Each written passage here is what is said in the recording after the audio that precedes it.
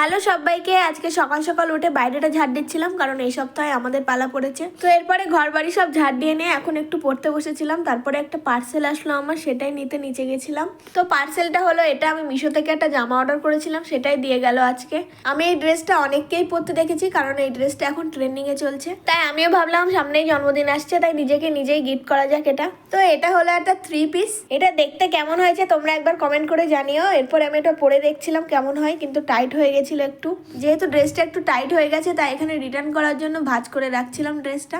তো তোমরা এর আগের ভিডিওতেই দেখেছো গ্যাস ফুরিয়ে গেছিলো আমাদের ঘরে, তা গ্যাস কোথাও পাওয়া যাচ্ছে না, তাই জন্য কি করব, আলু ভাতে বসিয়ে দিয়েছি রাইস কুকারে।